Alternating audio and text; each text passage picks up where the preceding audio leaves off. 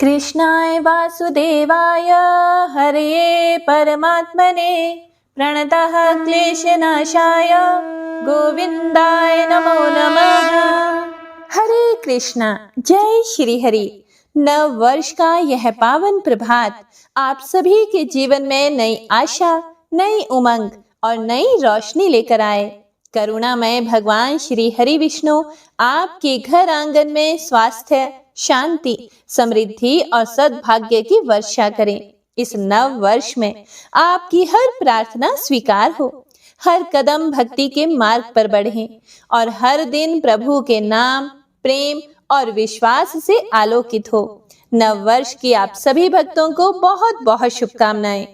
हे प्रिय भक्तों, कल हमने जिस भक्ति भाव से 26वें अध्याय की प्रेरणादायक कथा का श्रवण किया, वही भक्ति सुगंध आज भी हमारे हृदयों में महक रही है।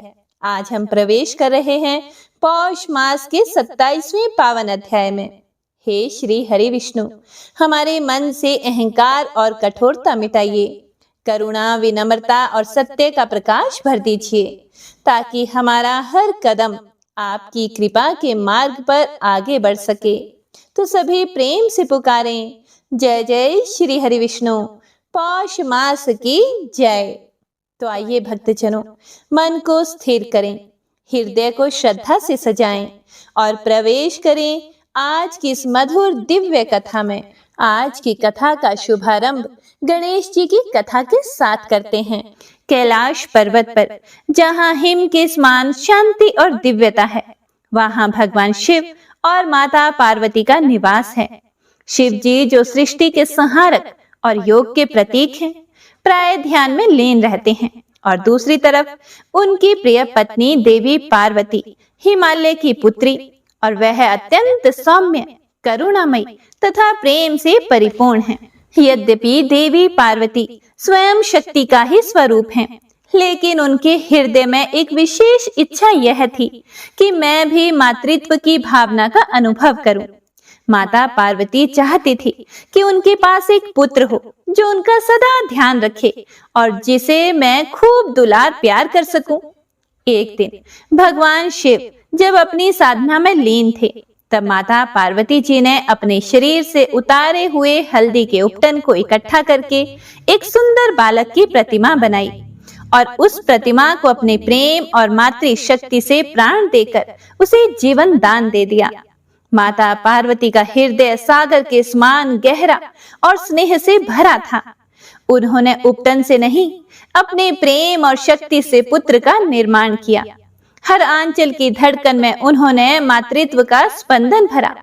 यह रचना केवल शरीर की नहीं थी, यह तो ममता का साक्षात रूप थी। वह बालक बड़ा तेजस्वी था, जिसका रूप और सौंदर्य बहुत ही अद्भुत था। उसने पार्वती माता को प्रणाम करके कहा, हे माते, कहो क्या आज्ञा है। तब माता पार्वती ने उसे अपने बालक के रूप में स्वीकार किया और उससे कहा, हे पुत्र, तुम्हारा नाम गणेश है। गणेश बहुत ही आज्ञाकारी था। वह अपनी मां के प्रति बड़ा समर्पित था। उसकी बुद्धि और शारीरिक शक्ति अलौकिक थी और पार्वती के हृदय में भी अपने पुत्र के लिए खूब दुलार और स्नेह था। तब माता पार्वती कहने लगी, पुत्र, मैं स्नान करने जा रही हूँ, तुम दरवाजे पर खड़े हो जाना, किसी को भी अंदर मत आने देना, चाहे वह कोई भी क्यों ना हो। तब गणेश जी ने कहा कि ठीक है माँ, जो आपका आदेश, कोई भी अंदर नहीं आ पाएगा। तब गणेश जी अपनी माँ के आदेश का पालन करते हुए घर के द्वार के बाहर खड़े हो गए। पूरी निष्ठा और भक्ति के साथ वहीं पर खड़े रहे। उसी समय भगवान शिव ध्यान समाप्त करके माता पार्वती से मिलने के लिए कैलाश लौटे। जब शिव जी ने अपने घर के द्वार पर एक छोटे से बालक को पहरा देते हुए देखा, तो उन्हें बड़ा ही आश्चर्य हुआ। भगवान शिव ने उस बालक के पास आकर कहा कि बालक, मैं भगवान शिव हूँ, मुझे अंदर जाने दो। तब गणेश जी तो अपनी माँ के आदेश का पालन कर रहे थे, इसीलिए वे बिना झिझक के बोले कि मुझे माँ का आदेश है, मैं किसी को भी अंदर नहीं जाने दूंगा, चाहे वह कोई भी क्यों ना हो। आपको भी प्रवेश करने की अनुमति नहीं है।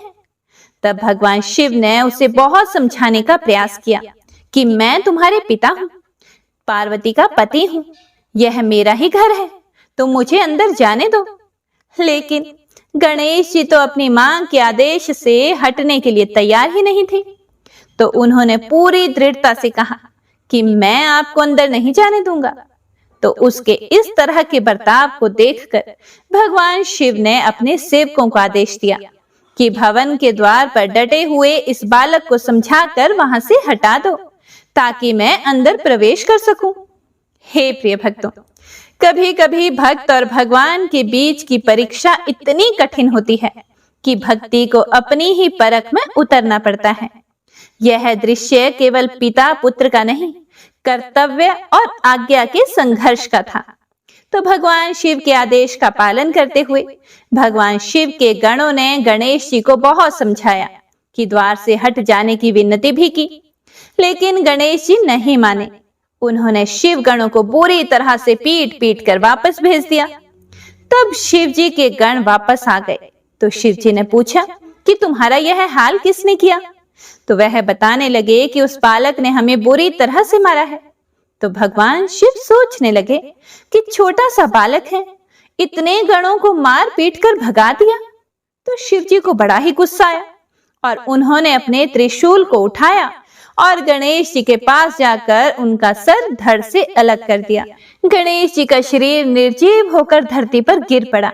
जब माता पार्वती स्नान करके बाहर आई तो उन्होंने देखा कि उनके प्रिय पुत्र का सिर कट चुका है और वह निर्जीव पड़ा है। तो उनका हृदय दुख से फट पड़ा। उनका मात्र हृदय यह दृश्य सहन नहीं कर सका और वे जोर जोर से विलाप करने लगी। उस क्षण समस्त ब्रह्मांड ने मां का विलाप सुना। हवा थम गई, पर्वत झुक गए और आकाश मौन हो गया। एक मां का दर्द स्वयं प्रकृति की पीड़ा बन गया। समस्त सृष्टि उनकी पीड़ा से थरथराने लगी। उनका दुख जल्द ही प्रचंड क्रोध में बदल गया। देवी पार्वती ने अपनी दिव्य शक्तियों को जागृत कर लिया और उनकी क्रोधमय दृष्टि से संपूर्ण ब्रह्मांड में तबाही मचने लगी। प्रकृति का संतुलन बिगड़ गया और समस्त देवतागण भयभीत हो गए। देवी पार्वती ने घोषणा की कि अगर गणेश को पुनर्जीवित नहीं किया गया तो मैं सारी सृष्टि का विनाश कर दूंगी। तो सारे देवी देवता मिलकर शिव जी के पास गए और विनती करने लगे कि माता पार्वती का क्रोध किसी तरह से शांत कीजिए, गणेश जी को पुनर्जीवन दान दीजिए, वरना आज तो अनर्थ हो जाएगा। तब भगवान शिव माता पार्वती के पास जाकर बोले, हे देवी पार्वती, मैंने अज्ञानतावश यह गलती कर दी है और अब मैं तुम्हारे पुत्र को पुनः जीवन दान देने का वचन देता हूँ। ऐसा कहकर भगवान शिव ने अपने गणों को आदेश दिया कि तुम पृथ्वी पर जाकर देखो कि कोई ऐसा बच्चा जिसकी तरफ उसकी माँ पीट करके सोई हो तो उस बच्चे का सर ले आना, उसी से गणेश वापस जिंदा हो सकता है। तो शिव जी के गण आदेश पाकर पृथ्वी लोक में चले गए। हर जगह देखा, कोई भी माँ अपने बच्चे की तरफ पीट करके नहीं सोई थी। तो वह निराश होकर वापस चल पड़े। तब रास्ते में एक घने वन में उन्होंने देखा कि एक हथिनी अपने बच्चे की तरफ पीट करके लेटी हुई थी।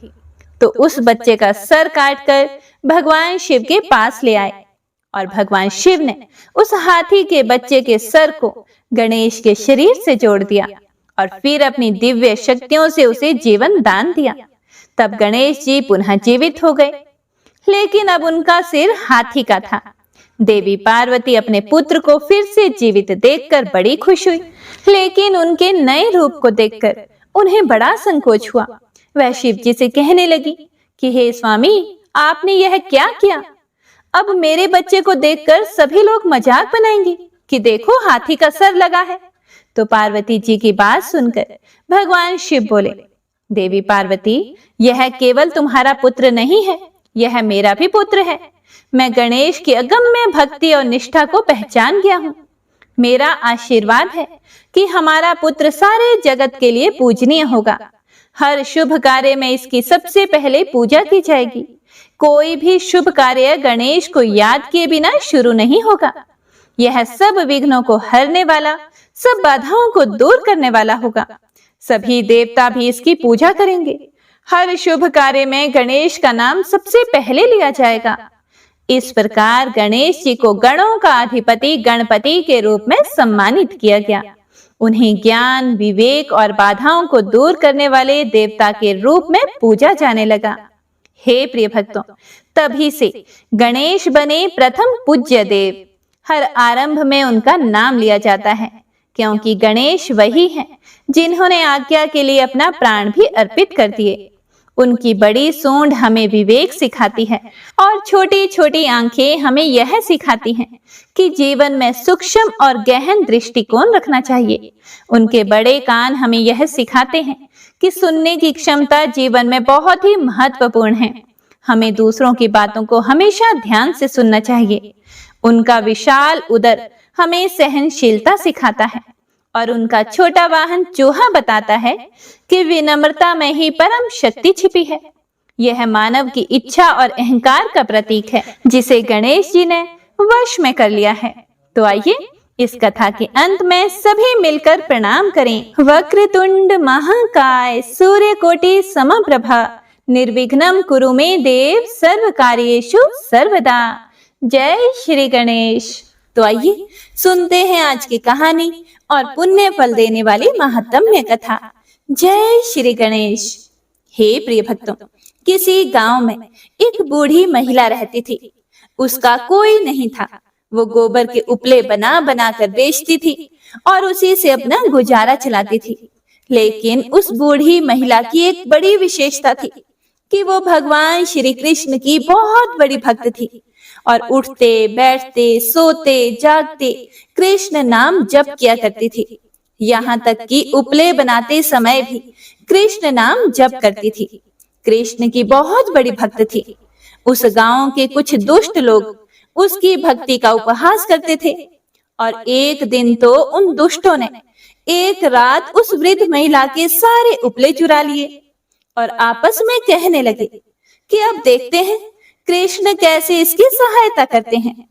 हे प्रिय भक्तों, सुबह जब वह उठी तो देखती है कि उसके सारे उपले किसी ने चुरा लिए हैं और वो मन ही मन में हंसने लगी और अपने कान्हा को कहने लगी, अरे ओ कान्हा, पहले माखन चुराता था और मटकी फोड़कर गोपियों को सताता था, अब इस बुढ़िया के उपले चुराकर मुझे सताता है।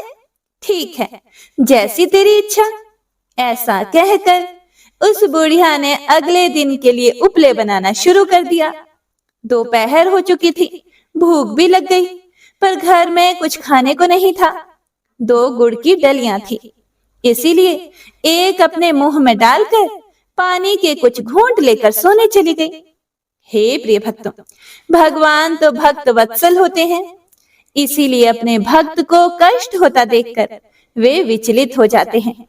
उनसे उस वृद्ध साधिका के कष्ट सहन नहीं हो पाए। फिर भगवान ने सोचा कि उसकी सहायता करने से पहले उसकी परीक्षा ली जाए। इसीलिए भगवान एक साधु का वेश धारण करके उस बुढ़िया के घर पहुंचकर कुछ खाने को मांगने लगे।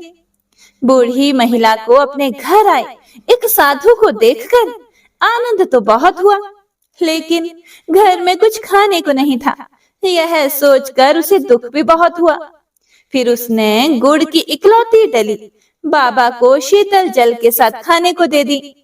बाबा रूपी भगवान उस बूढ़ी महिला के त्याग को देखकर बड़े प्रसन्न हुए और जब वृद्ध स्त्री ने बाबा को अपना सारा वृतांत सुनाया तो बाबा उन्हें सहायता का आश्वासन देकर वहां से चले गए और गांव के सरपंच के पास पहुंच गए और सरपंच से बोले कि सुना है इस गांव के बाहर जो बूढ़ी महिला रहती है उसके उपले किसी ने चुरा लिए हैं। मेरे पास एक सिद्धि है, यदि गांव के सभी लोग अपने उपले ले आएं, तो मैं अपनी सिद्धि के बल पर उस बूढ़ी महिला के सारे उपले अलग कर दूंगा। सरपंच भी एक भला व्यक्ति था, उसे भी बूढ़ी औरत के उपले चोरी होने का बड़ा दुख था। इसीलिए सरपंच ने साधु बाबा रूपी कृष्ण की बात तुरंत मान ली और गांव में ढिंडोरा पिटवा दिया कि सभी अपने घर के उपले तुरंत गांव की चौपाल पर लाकर रख दें। हे प्रिय भक्तों, जिन दुष्ट लोगों ने चोरी की थी उन्होंने भी वृद्ध स्त्री के उपले अपने उपलों में मिलाकर उस ढेर में इकट्ठे कर दिए। उन्हें लगा कि सब उपले तो एक जैसे ही होते हैं, इसीलिए साधु बाबा कैसे पहचान पाएंगे। दुष्टों को ईश्वर की लीला और शक्ति दोनों पर ही विश्वास नहीं होता। साधु वेशधारी भगवान श्री कृष्ण ने सभी उपलों को कान लगाकर वृद्ध स्त्री के उपले अलग कर दिए। वृद्ध स्त्री अपने उपलों को तुरंत पहचान गई और उसकी प्रसन्नता का तो ठिकाना ही नहीं रहा।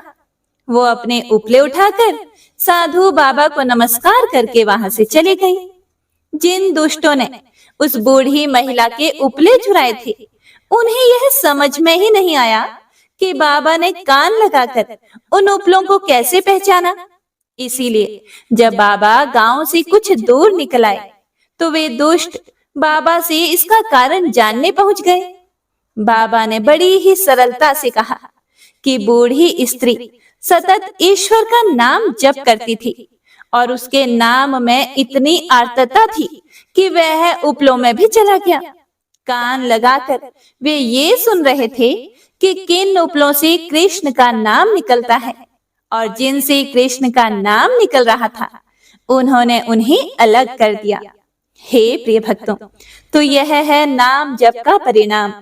इसीलिए हमें भी प्रतिदिन उठते बैठते सोते जागते हर समय हर कार्य करते समय नाम जप करते रहना चाहिए। इससे हम पर ईश्वर की कृपा होती है और संकट से बचाव होता है। नाम जप करने से व्यक्ति को हर पापों से मुक्ति मिलती है और मोक्ष की प्राप्ति होती है। नाम जप करने से व्यक्ति के जीवन में उल्लास आता है, खुशियां आती है और भक्ति बढ़ती है। भगवान के दिव्य नाम का उच्चारण करने से तप, दान और सभी धार्मिक कार्यों में जो भी न्यूनता हो वह सब संपूर्ण हो जाते हैं। जैसे शेर से डरकर हिरन भागते हैं, उसी प्रकार भगवान का नाम सुनकर पाप जनित दुरित भी दूर भागते हैं। इसीलिए सदैव जपते रहिए, हरे कृष्ण कृष्ण कृष्ण हरे हरे, हरे राम राम राम हरे हरे, हरे कृष्णा। हे प्रिय भक्तों, तो आइए अब सुनते हैं आज की पुण्य फल देने वाली महात्म्य कथा। ओम नमो नारायणाय। जब पाश ने मूषक को भगवान गजानन के समक्ष उपस्थित किया तो मूषक को प्रभु के दर्शन से ज्ञान होने लगा। वह अपनी स्थिति को ठीक प्रकार से समझता हुआ हाथ जोड़कर बोला, हे जगदीश्वर, हे गजानन, आपके दर्शन करके मेरा जीवन सफल हो गया। आप देव, दानव, मनुष्य, यक्ष, किन्नर आदि सभी पर दया करने वाले हैं। हे नाथ, मुझ अज्ञानी जीव पर भी दया कीजिए। हे प्रिय भक्तों, भगवान विनायक यह सुनकर प्रसन्न हो गए। उन्होंने कहा कि मूषक, तू क्षमा की योग्य नहीं था, क्योंकि तूने ऋषियों को बहुत कष्ट दिया है, लेकिन तू मेरी शरण में आ गया है। इसीलिए अब भय रहित हो जा और जो कुछ चाहे वह वर मांग ले। मूषक ने सोचा कि मुझे कोई क्या देगा और फिर मांगू भी किस लिए। ऐसा सोचकर उसने कहा कि मुझे तो कुछ भी नहीं चाहिए। यदि आपकी कुछ इच्छा हो तो मुझसे ही वर मांग लीजिए। गणेश्वर ने कहा कि अच्छा, तू मुझे वर देना चाहता है तो बस इतना ही वर दे कि मेरा वाहन बन जा। हे प्रिय भक्तों, मूषक ने जैसे ही स्वीकार किया तो पराशर नंदन तुरंत उसकी पीठ पर आरूढ़ हो गए। बेचारा मूषक सभी भारों के स्थान उन विनायक देव का भार कैसे सहन कर सकता था भला। उसे लगा कि अब पीसा या अब पीसा।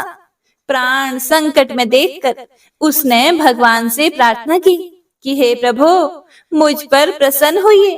हे दयानाथ, दया कीजिए और इतने हल्के हो जाइए कि आपके बोझ से मुझे कुछ ना हो और मैं सरलता से आपका वहन कर सकूं।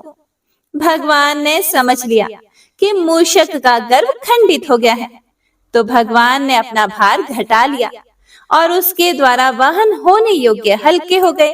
हे प्रिय भक्तों, महर्षि पराशर ने जब यह लीला देखी तो उन्होंने गजानन के पद पंकज में प्रणाम करते हुए कहा कि प्रभु, कैसे आश्चर्य का विषय है कि जो मूषक बड़े बड़े वृक्षों को गिरा चुका था और जिसके भयंकर शब्द से पर्वत भी कंपायमान हो रहे थे, वह क्षण भर में ही आपका वाहन बन गया। ऐसा पौरुष किसी सामान्य बालक में कहीं नहीं देखा जाता। ऋषि पत्नी भी आश्चर्यचकित हुई गजमुख को देख रही थी। फिर उसने पुत्र को लेकर स्तनपान करवाया और उसे सुला दिया।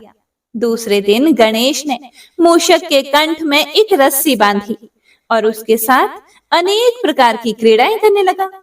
गजमुख धीरे धीरे बढ़ने लगे। उन्होंने 9 वर्ष की आयु तक पहुंचते पहुंचते सभी वेद, वेदांग, उपनिषद, स्मृति, नीति शास्त्र, धर्म शास्त्र, पुराण आदि का अध्ययन कर लिया था और सभी विद्याओं में पारंगत हो गए थे। उनकी बाल क्रीड़ाओं को देख देख कर समस्त ऋषि मुनि और उनकी पत्नियों को बड़ी प्रसन्नता होती थी। और उधर सिंदूरासुर के अत्याचार बढ़ रहे थे। उसके भय से देवता, ऋषि मुनि, सदाचारी, भक्त तथा साध्वी स्त्रियां घर छोड़कर अन्यंत्र छिपे रहते थे। उसने यज्ञ आदि कर्म करने वालों को दंड देना अपना कर्तव्य मान रखा था। लूट खसोट बढ़ रही थी। हत्याएं करने में किसी को भी भय नहीं होता था। स्त्रियों का अपहरण साधारण सी बात थी। धन, सम्मान और धर्म किसी का भी सुरक्षित नहीं था। असुर की आज्ञा थी कि राज आज्ञा ही सर्वोपरि है। शास्त्र आदि सभी कुछ राज आज्ञा में ही निहित है। ईश्वर कोई नहीं है, केवल राजा ही ईश्वर है। उसी की पूजा होनी चाहिए। जो लोग राजा को प्रसन्न नहीं रख सकते, उन्हें जीवित रहने का कोई अधिकार नहीं है। जिसने उसके इस सिद्धांत को अमान्य किया, उन राजद्रोहियों को सीधे प्राण दंड की व्यवस्था थी। इसीलिए खुलकर तो कोई भी राज आज्ञा का निरादर करता ही नहीं था। कभी कोई परोक्ष में भी आज्ञा का निरादर नहीं कर पाता था। भूल से जो सत्य प्रिय एवं धर्मज्ञ व्यक्ति ऐसा कर भी बैठे तो तुरंत कारागृह में डाल दिए गए अथवा अनेकों के प्राण ले लिए गए। जब घोर अत्याचार बढ़े तो विश्व कांप उठा। सभी प्राणी त्रसित हो रहे थे। यह सब संवाद समय समय पर पराशर आश्रम में भी पहुंचते रहते थे।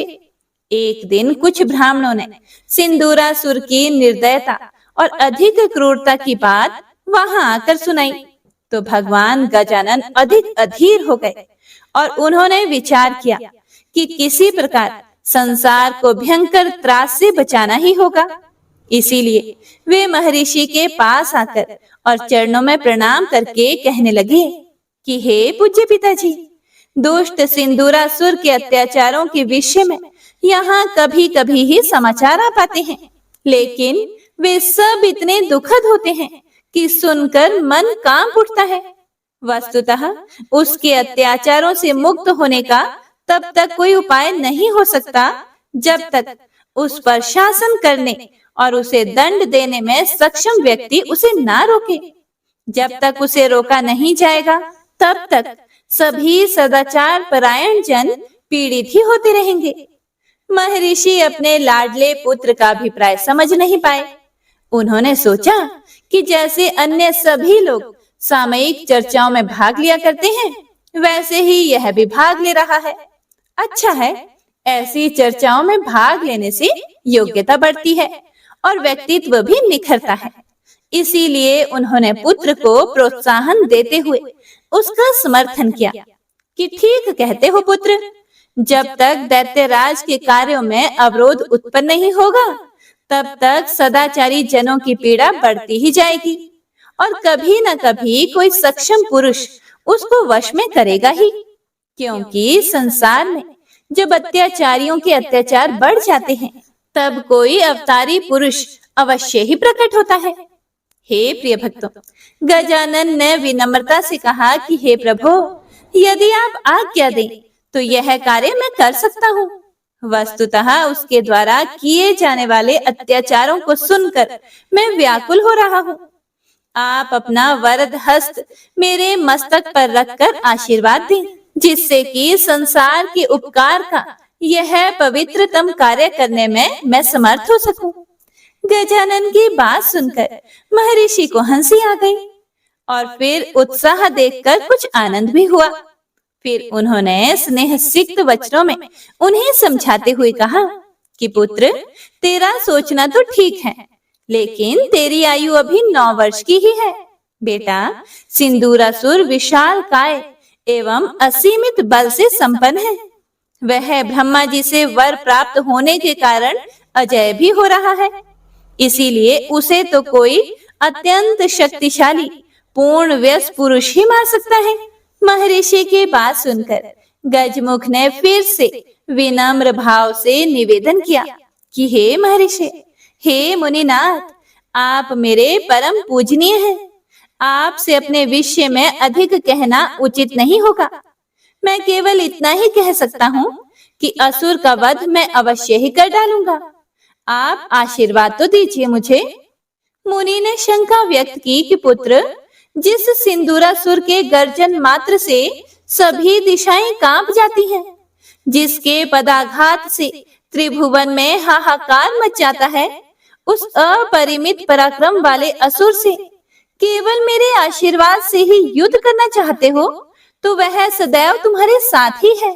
लेकिन केवल आशीर्वाद से ही काम चल जाता तो सिंदूरासुर क्या, किसी भी दुष्ट का ऐसा साहस नहीं होता कि उससे समस्त विश्व ही त्रसित हो सकता।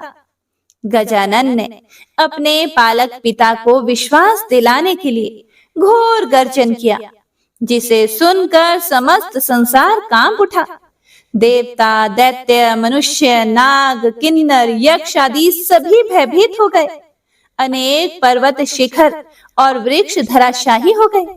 यहाँ तक कि सिंदूरासुर भी सोचने लगा कि यह क्या है, ऐसा प्रलयंकारी शब्द तो पहले कभी सुना ही नहीं था। फिर गजानन ने फिर से हाथ जोड़कर निवेदन किया कि हे ऋषि श्रेष्ठ, मेरा प्राकट्य ही सिंदूरासुर एवं उसके साथी दैत्यों को मारकर पृथ्वी का भार हल्का करने के लिए ही हुआ है। मैं अवश्य ही उस राक्षस राज को मारकर ऋषि मुनियों का हित साधन करूंगा। वह मेरे हाथों अवश्य ही मारा जाएगा। केवल आपकी आज्ञा और आशीर्वाद का संबल मेरे साथ रहने से यह कार्य सहज ही संपन्न हो जाएगा। हे प्रिय भक्तों, अब महर्षि को विश्वास हो गया। फिर उन्हें ज्ञात हुआ कि अरे, यह तो पूर्ण परमात्मा है, इनकी शंका कैसी? मैं मोहवश इनके कार्य में व्यर्थ ही व्यवधान डाल रहा हूँ। फिर उन्होंने गजमुख को हृदय से लगाया और उनके मस्तक पर वरद हस्त रखते हुए शुभ कामना व्यक्त की कि पुत्र, भगवान चंद्रचूड़ तुम्हें विजय प्राप्त करावे। मेरा आशीर्वाद है कि राक्षस राज सिंदूरासुर को मारने में तुम्हें सफलता प्राप्त हो। गजानन ने उन्हें भक्ति पूर्वक प्रणाम किया और माता से आज्ञा मांगी कि हे माता, मुझे आज्ञा और आशीर्वाद दो कि मैं अधर्म के नाश और धर्म की स्थापना में समर्थ हो सकूं। वत्सला की आंखों में आंसू आ गए। 9 वर्ष तक लाड प्यार से पाले हुए पुत्र का वियोग उसे व्याकुल करने लगा। उसने किसी प्रकार समझाने का प्रयत्न किया कि हे प्राण प्रिय पुत्र, हे मेरे गजानन, कहाँ तू छोटा सा बालक और कहाँ वह त्रिलोक्य विजेता राक्षस? भला कौन ऐसी निष्ठुर माता होगी जो अपने पुत्र को स्वयं जम्बूक के समक्ष फेंक दे? हे मेरे लाल, अभी समर्थ हो जाओ, तब जो चाहे वही करना। गजानन ने विनीत भाव से कहा कि हे माता, आपका आशीर्वाद ही मुझे समर्थ बना देगा। अब उस राक्षस का अंत समय निकट आ गया है, इसीलिए आप मुझे आज्ञा देने की कृपा कीजिए। ऋषि पत्नी ने उनके सिर पर हाथ फेरते हुए कहा कि हे पुत्र, मेरा आशीर्वाद हमेशा तेरे साथ है। मैं तुझे अभीष्ट पूर्ति के लिए जाने की आज्ञा देती हूँ और कामना करती हूँ कि अवश्य ही तू विजय को प्राप्त हो। उसके बाद गजानन ने महर्षि पराशर और माता वत्सला को प्रणाम किया और उपस्थित ऋषि समुदाय को भी नमस्कार करके मूषक पर आरूढ़ हुए और चलते समय भयंकर गर्जना की, जिससे तीनों लोग कांप उठे। उनका तेजस्वी मुखमंडल अग्नि ज्वाला के समान दैदीप्यमान हो रहा था। सिंदूरासुर की राजधानी का नाम सिंदूरबाड़ था। राक्षस राज वहीं रहता हुआ 3 लोकों का शासन कर रहा था। गजानन पराशर आश्रम से बड़ी तेजी से चलते हुए सिंदूरबाड़ के उत्तर की ओर आकर सिंह गर्जना करने लगे, जिसके फल स्वरूप भूकंप आ गया। समूची नगरी त्राही त्राही कर उठी। समुद्र में आकाश तक जाने वाली तरंगे उठने लगी। उस स्थिति से अनेक वीर मूर्छित हो गए, यहाँ तक कि सिंदूरासुर भी मूर्छित हो गया।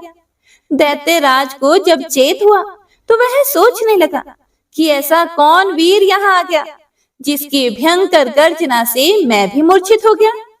उसने अपने अनुचरों को आज्ञा की कि जाओ उसका पता लगाओ जो यहाँ आकर गर्जन कर रहा है। यदि ला सको तो साथ ही पकड़कर मेरे सामने ले आओ।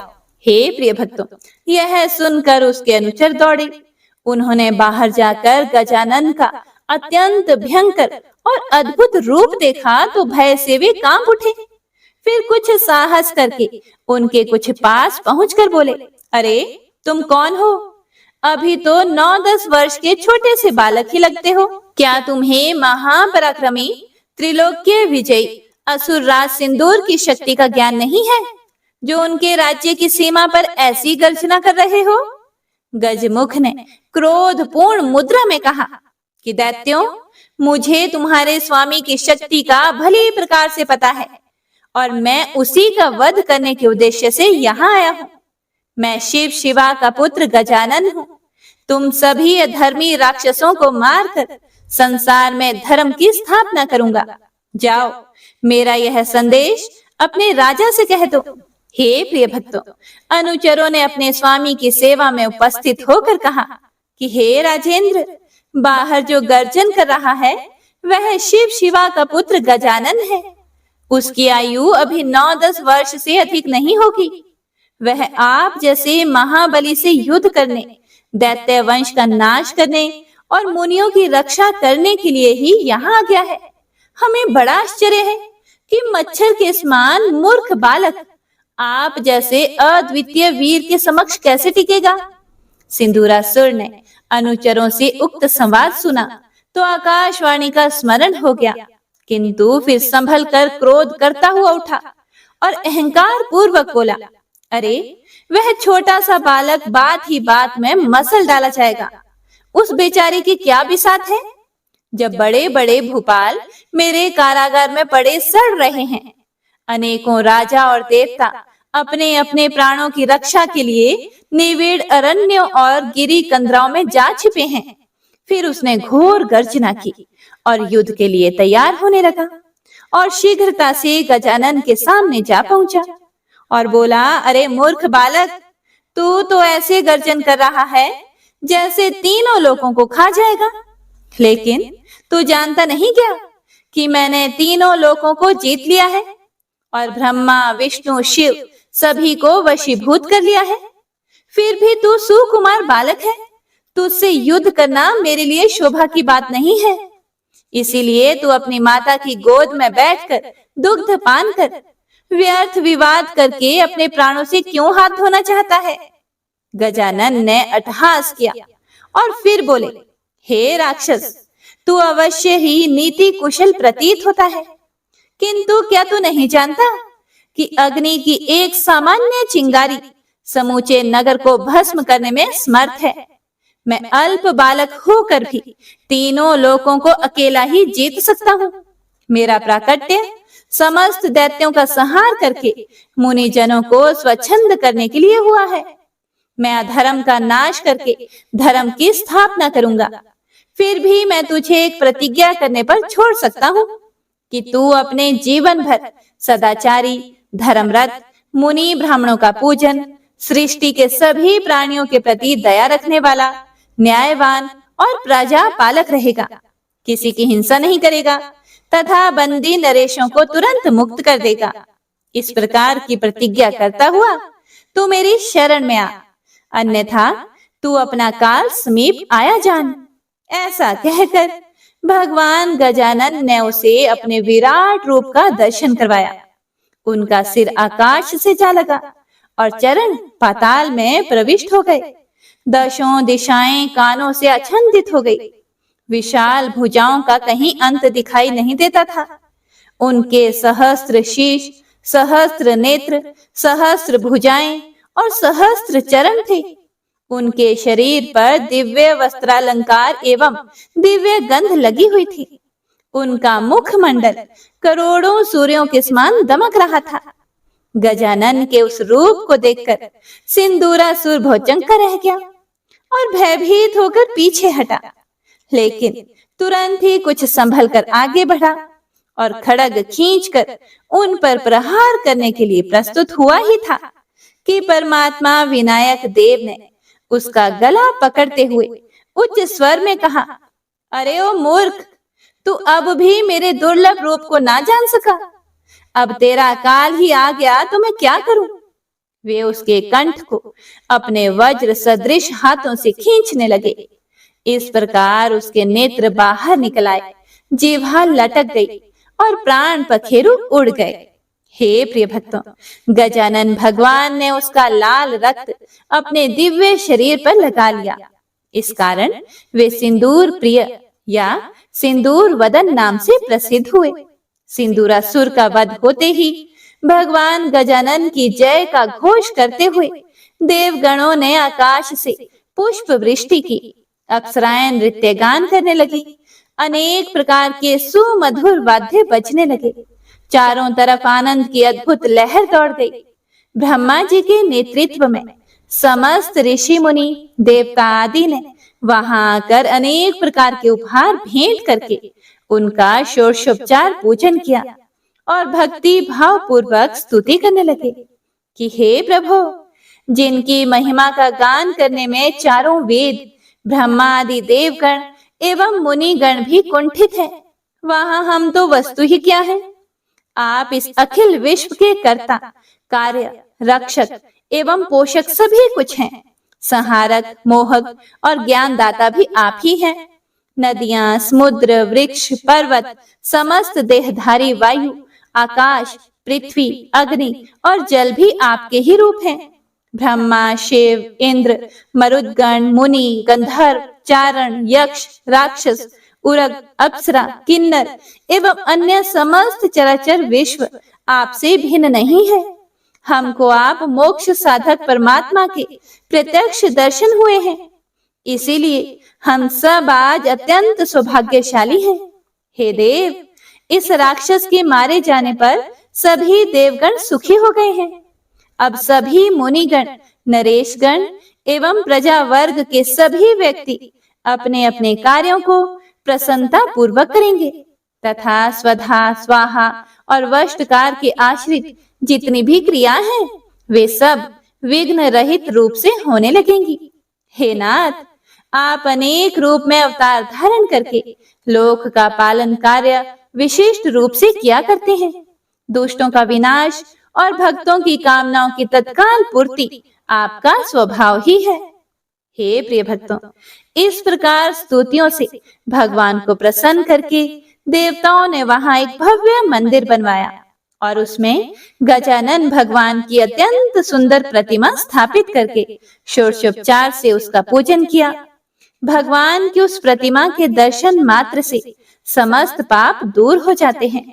उस प्रतिमा का नाम सिंदूरहा विख्यात हुआ तथा वह स्थान राज सदन के नाम से प्रसिद्ध हो गया। ओम नमो नारायणाय। तो इससे आगे का वृतांत आप सभी भक्तजन अगले अध्याय में जरूर सुनिएगा। हे प्रिय भक्तों, तो आइए अब हम सुनेंगे श्री नारायण कवच। श्री नारायण कवच श्रीमद् भागवत महापुराण में वर्णित है। हे प्रिय भक्तों, शास्त्रों के अनुसार जो भी मनुष्य इस पाठ को पढ़ता या फिर सुनता है, उसकी रक्षा स्वयं श्री हरि विष्णु करते हैं। श्री नारायण कवच रोग, दोष, भय और सभी विपत्तियों से रक्षा करने वाला और मनोकामनाओं को पूर्ण करने वाला है। यह हर जगह विजय करवाने वाला है और बहुत ही दुर्लभ और चमत्कारी स्तोत्र है। नारायण कवच की शक्ति से ही देवराज इंद्र ने देवासुर संग्राम में राक्षसों को परास्त करके स्वर्ग की रक्षा की थी। और जब राजा परीक्षित को श्रृंगी ऋषि ने श्राप दिया कि 7 दिन में उसकी मृत्यु तक्षक नाग के द्वारा डसने से हो जाएगी, तब राजा परीक्षित ने सुखदेव जी से निवेदन किया कि वह उसे नारायण कवच सुनाए, जिससे कि रक्षित होकर देवराज इंद्र ने राक्षसों को पराजित किया था। तब देवराज इंद्र को विश्व रूप ने नारायण कवच का उपदेश दिया था। नारायण कवच को धारण करने वाला मनुष्य सभी प्रकार के भय से मुक्त हो जाता है। विश्व रूप ने जब नारायण कवच का उपदेश देवराज इंद्र को दिया था, तब उन्होंने कहा था कि किसी भी भय और संकट की परिस्थिति उत्पन्न होने पर अपने शरीर की रक्षा के लिए विधि विधान के अनुसार इस नारायण कवच को धारण कर लेना चाहिए। नारायण कवच धारण करने वाला मनुष्य सभी प्रकार के भय से मुक्त हो जाता है। यह प्रकट और गुप्त हर प्रकार के शत्रुओं से रक्षा करने वाला है।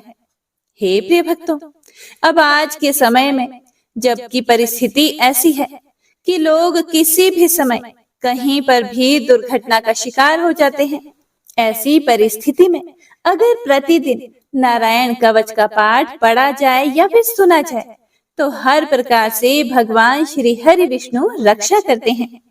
अब इस पाठ का श्रवण करने से पहले श्री हरि नारायण का ध्यान करके और ओम नमो नारायणाय इस प्रकार से उच्चारण करके इस पाठ का श्रवण करते हैं। आप सभी भक्त भी अपने मन में प्रेम से बोलिए ओम नमो नारायणाय। भगवान श्री हरि गरुड़ जी की पीठ पर अपने चरण कमल रखे हुए हैं। अणिमा आदि 8 सिद्धियां उनकी सेवा कर रही हैं। 8 हाथों में शंख, चक्र, ढाल, तलवार, गदा, बाण, धनुष और पाश धारण किए हुए हैं। वे ही ओमकार स्वरूप प्रभु सभी प्रकार से सब ओर से मेरी रक्षा करें। मत्स्य मूर्ति भगवान जल के भीतर जल तंतुओं से और वरुण के पाश से मेरी रक्षा करें। माया से ब्रह्मचारी रूप धारण करने वाले वामन भगवान स्थल पर और विश्व रूप श्री त्रिविक्रम भगवान आकाश में मेरी रक्षा करें। जिनके घोर अट्टहास करने पर सब दिशाएं गूंज उठी थी और गर्भवती दैत्य पत्नियों के गर्भ गिर गए थे। वे दैत्य युद्ध पतियों के शत्रु भगवान नृसिंह किले, जंगल, रणभूमि आदि विकट स्थानों में मेरी रक्षा करें। अपनी दाढ़ों पर पृथ्वी को उठा लेने वाले यज्ञ मूर्ति वराह भगवान मार्ग में परशुराम जी पर्वतों के शिखरों और लक्ष्मण जी के सहित भरत के बड़े भाई भगवान रामचंद्र प्रवास के समय मेरी रक्षा करें। भगवान नारायण मारण मोहन आदि भयंकर अभिचारों और सब प्रकार के प्रमादों से मेरी रक्षा करें। ऋषि श्रेष्ठ नर गर्व से योगेश्वर भगवान दत्तात्रेय योग के विघ्नों से और त्रिगुणाधिपति भगवान कपिल कर्म बंधन से मेरी रक्षा करें। परम ऋषि सनत कुमार कामदेव से हयग्रीव भगवान मार्ग में चलते समय देव मूर्तियों को नमस्कार आदि ना करने के अपराध से, देव ऋषि नारद सेवा अपराधों से और भगवान कच्छप सब प्रकार के नरकों से मेरी रक्षा करें। भगवान धन्वंतरी कुपथ्य से, जितेंद्र भगवान ऋषभ देव सुख दुख आदि भयदायक द्वंद्वों से, यज्ञ भगवान लोकापवाद से, बलराम जी मनुष्य कृत कष्टों से और श्री शेष जी क्रोध वश नामक सर्पों के गणों से मेरी रक्षा करें। भगवान श्री कृष्ण द्विपायन व्यास जी अज्ञान से तथा बुद्ध देव पाखंडियों से और प्रमाद से मेरी रक्षा करें।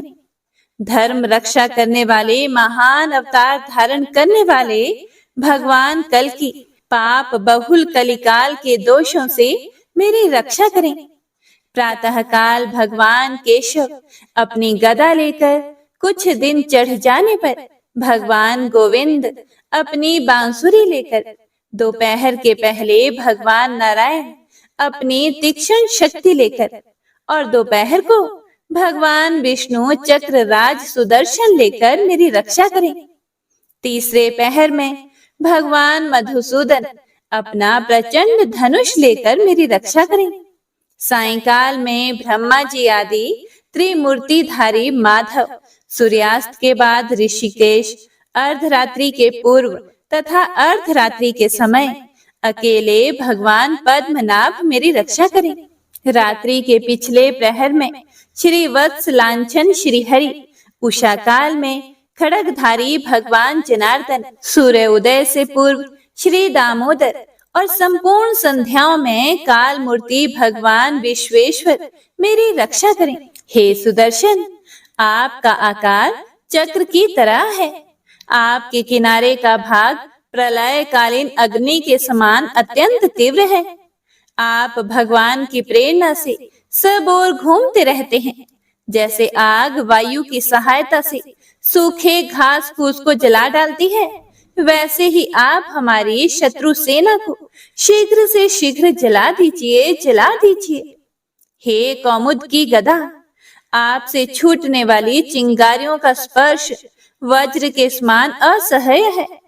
आप भगवान अजित की प्रिया हैं और मैं उनका सेवक हूँ। इसीलिए आप कुष्मांड, विनायक, यक्ष, राक्षस, भूत और प्रेत आदि ग्रहों को अभी कुचल डालिए तथा मेरे शत्रुओं को चूर चूर कर दीजिए। हे शंख श्रेष्ठ, आप भगवान श्री कृष्ण के फूंकने से भयंकर शब्द करके मेरे शत्रुओं का दिल दहला दीजिए एवं यातुधान, प्रमथ, प्रेत, मातृका, पिशाच तथा ब्रह्म राक्षस आदि भयावने प्राणियों को यहाँ से तुरंत भगा दीजिए। भगवान की श्रेष्ठ तलवार, आपकी धार बहुत ही तीक्ष्ण है। आप भगवान की प्रेरणा से मेरे शत्रुओं को छिन्न भिन्न कर दीजिए। हे भगवान की प्यारी ढाल, आप में सैकड़ों चंद्राकार मंडल हैं। आप पाप दृष्टि पापात्मा शत्रुओं की आंखें बंद कर दीजिए और उन्हें सदा के लिए अंधा बना दीजिए। सूर्य आदि ग्रह, धूमकेतु आदि केतु, दुष्ट मनुष्य, सर्प आदि रेंगने वाले जंतु, दाढ़ों वाले हिंसक पशु, भूत प्रेत आदि तथा पापी प्राणियों से हमें जो जो भय हो और जो हमारे मंगल के विरोधी हो, वे सभी भगवान के नाम, रूप तथा आयुधों का कीर्तन करने से तत्काल नष्ट हो जाएं। बृहद, रथंतर आदि सामवेदीय स्तोत्रों से जिनकी स्तुति की जाती है, वे वेद मूर्ति भगवान गरुड़ और विश्वक्सेन जी अपने नामोच्चारण के प्रभाव से हमें सब प्रकार की विपत्तियों से बचाएं। श्री हरि के नाम, रूप, वाहन, आयुध और श्रेष्ठ पार्षद हमारी बुद्धि, इंद्रिय, मन और प्राणों को सब प्रकार की आपत्तियों से बचाएं। जितना भी कार्य अथवा कारण रूप जगत है, वह वास्तव में भगवान ही है। इस सत्य के प्रभाव से हमारे सारे उपद्रव नष्ट हो जाएं। जो लोग ब्रह्मा और आत्मा की एकता का अनुभव कर चुके हैं, उनकी दृष्टि में भगवान का स्वरूप समस्त विकल्पों से रहित है, भेदों से रहित है। फिर भी वे अपनी माया शक्ति के द्वारा भूषण, आयुध और रूप नामक शक्तियों को धारण करते हैं। यह बात निश्चित रूप से सत्य है। इसी कारण सर्वज्ञ, सर्वव्यापक भगवान श्री हरि सदा सर्वत्र सब स्वरूपों से हमारी रक्षा करें। जो अपने भयंकर अट्टहास से सब लोगों के भय को भगा देते हैं और अपने तेज से सबका तेज ग्रस लेते हैं, वे भगवान नृसिंह दिशा विदिशा में नीचे, ऊपर, बाहर, भीतर सब ओर से हमारी रक्षा करें। हे देवराजेंद्र, मैंने तुम्हें यह नारायण कवच सुना दिया है। इस कवच से तुम अपने आप को सुरक्षित कर लो। बस फिर तुम अनायास ही सब दैत्य युद्धपतियों को जीत लोगे। इस नारायण कवच को धारण करने वाला पुरुष जिसको भी अपने नेत्रों से देख लेता है अथवा पैर से छू देता है, तत्काल समस्त भयों से वह मुक्त हो जाता है। और जो इस वैष्णवी विद्या को धारण कर लेता है, उसे राजा, डाकू, प्रेत, पिशाच आदि और बाघ आदि हिंसक जीवों से भी कभी किसी प्रकार का भय नहीं होता। हे देवराज, प्राचीन काल की बात है। एक कौशिक गोत्रीय ब्राह्मण ने इस विद्या को धारण करके योग धारणा से अपना शरीर मरुभूमि में त्याग दिया। अब जहां उस ब्राह्मण का शरीर पड़ा था, उसके ऊपर से एक दिन गंधर्वराज चित्ररथ अपनी स्त्रियों के साथ विमान पर बैठकर निकले। वहां आते ही वे नीचे की ओर सिर किए विमान सहित आकाश से पृथ्वी पर गिर पड़े। इस घटना से उनके आश्चर्य की सीमा न रही। जब उन्हें बाल खिल्ले मुनियों ने बताया कि यह नारायण कवच धारण करने का प्रभाव है, तब उन्होंने उस ब्राह्मण देव की हड्डियों को ले जाकर पूर्व वाहिनी सरस्वती नदी में प्रवाहित कर दिया और फिर स्नान करके वे अपने लोक को चले गए। श्री सुखदेव जी आगे कहते हैं, हे परीक्षित, जो भी पुरुष इस नारायण कवच को समय पर सुनता और आदर पूर्वक इसे धारण करता है, उसके सामने सभी प्राणी आदर से झुक जाते हैं और वह सब प्रकार के भयों से मुक्त हो जाता है। हे परीक्षित, शतक्रतु इंद्र ने आचार्य विश्वरूप जी से यह वैष्णवी विद्या प्राप्त करके रणभूमि में असुरों को जीत लिया और वे त्रिलोक्य लक्ष्मी का उपभोग करने लगे। इति श्री नारायण कवच संपूर्णम। जय गणपति सद्गुण सदन कविवर बदन कृपाल विघ्न हरण मंगल करण जय जय गिरिजालाल जय जय गिरिजालाल जय जय गिरिजालाल। जय जय जय गणपति गणराजो मंगल भरण करण शुभ काजो। जय गज बदन सदन सुखदाता विश्व विनायक बुद्धि विधाता। वक्रतुंड शुच शुंड सुहावन तिलक त्रिपुंड भाल मन भावन। राजित मणि मुक्त नूर माला स्वर्ण मुकुट शिर नयन विशाला। पुस्तक पाणि कुठार त्रिशूलम मोदक भोग सुगंधित फूलम। सुंदर पीतांबर तन साजित चरण पादुका मुनि मन राजित। धन शिव सुवन षडानन भ्राता गौरी ललन विश्व विधाता। रिद्धि सिद्धि तव चवर सुधारे मूषक वाहन सोहत द्वारे। कहूँ जन्म शुभ कथा तुम्हारी अति शुचि पावन मंगलकारी। एक समय गिरिराज कुमारी पुत्र हेतु तप किन्हो भारे। भयो यज्ञ जब पूर्ण अनुपा तब पहुँच्यो तुम धरि द्विज रूपा। अतिथि जानी कई गौरी सुखारी बहुविधि सेवा करी तुम्हारी। अति प्रसन्न हवै वर दिन्हा मातु पुत्र हित जो तप किन्हा। मिलहि पुत्र तुहि बुद्धि विशाला बिना गर्भ धारण यही काला। गणनायक गुण ज्ञान निधाना पूजित प्रथम रूप भगवाना। अस कहि अंतर्धान रूप वही पलना पर बालक स्वरूप वही। बनी शिशु रुदन जब ही तुम ठाना। लखी मुख सुख नहीं गौरी समाना।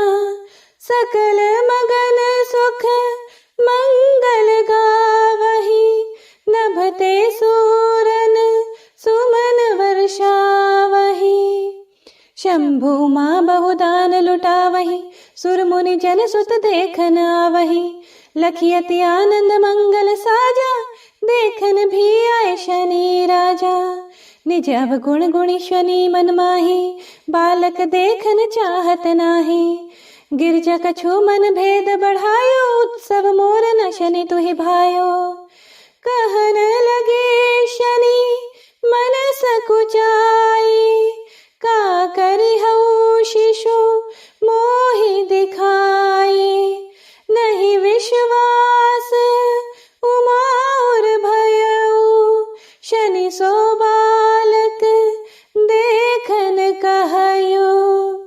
पड़ते ही शनि दृग कोण प्रकाशा, बालक सिर उड़ गयो आकाशा।